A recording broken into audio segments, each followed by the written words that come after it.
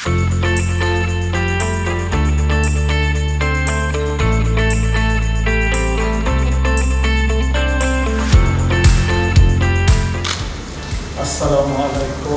warahmatullahi wabarakatuh. Malaysia adalah tetangga dekat Indonesia dan hubungan kedua negara penting untuk terus ditingkatkan. Indonesia dan Malaysia akan terus meningkatkan kerjasama, tidak saja untuk kepentingan bilateral kita, namun juga untuk perdamaian dan kesejahteraan kawasan. Hal itu disampaikan oleh Presiden Jokowi saat menerima kunjungan kehormatan Menteri Luar Negeri Malaysia Dato' Saifuddin Abdullah di Istana Merdeka pada Senin 18 Oktober 2021. Setelah pertemuan, Menlu Retno Marsudi yang turut hadir mendampingi Presiden mengatakan bahwa PM Malaysia Dato' Sri Ismail Sabri Yaakob merencanakan akan berkunjung ke Indonesia bulan November yang akan datang. Presiden Jokowi menyambut baik rencana kedatangan PM Sabri. Kunjungan menunjukkan kuatnya hubungan kedua negara dan akan digunakan tidak saja membahas hubungan bilateral, namun juga isu-isu kawasan dan global. Dalam pertemuan, Presiden menyampaikan bahwa kedua negara perlu untuk mulai mempersiapkan perjalanan yang aman, termasuk untuk pelaku bisnis, tentunya dengan terus memperhatikan faktor kesehatan. Oleh karena itu, Presiden Jokowi mengharapkan dalam kunjungan PM Malaysia, kedua pihak dapat disepakati pengaturan koridor perjalanan Travel Corridor Arrangement, saling pengakuan sertifikat vaksin, dan saling mengenali sistem yang dipakai kedua negara.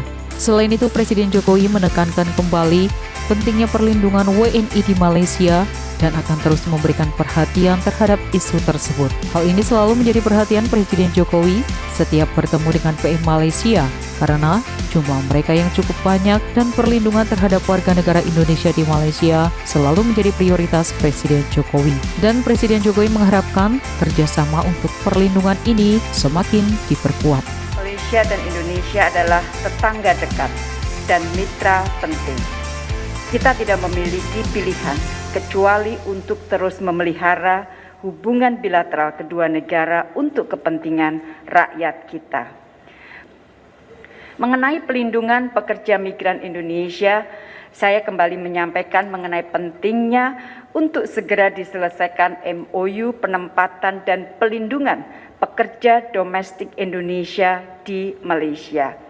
Saya juga kembali mendorong pentingnya mekanisme perekrutan One Channel System untuk meningkatkan pengawasan bersama dalam proses penempatan, memastikan akurasi data PMI sektor domestik di Malaysia dan mencegah potensi tindak pidana perdagangan orang.